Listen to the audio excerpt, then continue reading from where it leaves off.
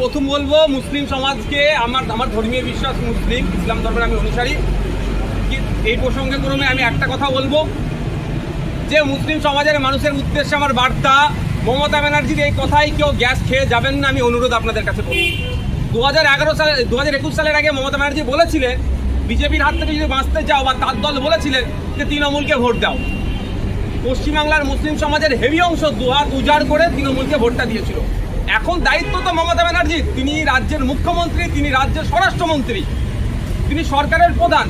যদি যে কথাগুলো শুভেন্দুবাবু বলে বেড়াচ্ছেন সকাল সন্ধ্যা, মাদ্রাসা সম্পর্কে, মুসলমানদেরকে সম্পর্কে বাজে মন্তব্য করছেন, এর জবাব তো প্রশাসনিক মাধ্যমে নেওয়া দরকার।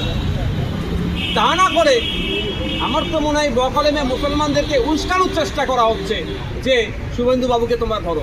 আমরা শুভেন্দুবাবুকে ধরার আগে আমরা ধরবো রাজ্য সরকারকে, আমরা ধরবো স্বরাষ্ট্রমন্ত্রীকে রাজ্যের, আমরা ধরবো পশ্চিমবাংলার সরকারের প্রধানকে। আপনি 2021 সালের আগে বলেছিলেন যে বিজেপির হাত থেকে বাঁচতে গেলে আমাকে ভোটটা দিতে হবে, আমরা বিজেপিকে রুখবো। তাই বিজেপিকে রোখার জন্য আপনাকে যে মুসলমান ভোট দিয়েছে, সেই মুসলমানকে সকাল সন্ধ্যা বিজেপি আর শুভেন্দুবাবু গালাগালি করছে, বাজে মন্তব্য করছে, তার বিরুদ্ধে আপনি আইনত ব্যবস্থা না নিয়ে আবার বকলেমে তাদের মুসলিমদেরকে খেপিয়ে তোলার চেষ্টা করছেন কেন?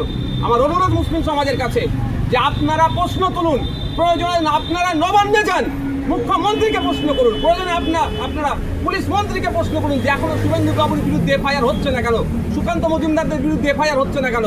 আপনাদেরকে রাস্তায় ঠেলে দিয়ে না ধর্মীয় দাঙ্গা লাগাবার যদি কেউ অপচেষ্টা করে, সেই ফাঁদে আপনারা পা দেবেন না। গণতান্ত্রিক প্রক্রিয়াতে যান, গিয়ে জিজ্ঞাসা করুন। দলবদ্ধ না, ওখানে 144 থাকে, নবান্নের আশপাশে দলবদ্ধভাবে যাবেন না, পুলিশ লাঠি চার্জ করে ভাগিয়ে দেবে। আপনারা 3 এর কম মানুষ গিয়ে জিজ্ঞাসা করতে পারেন। আপনি কিছু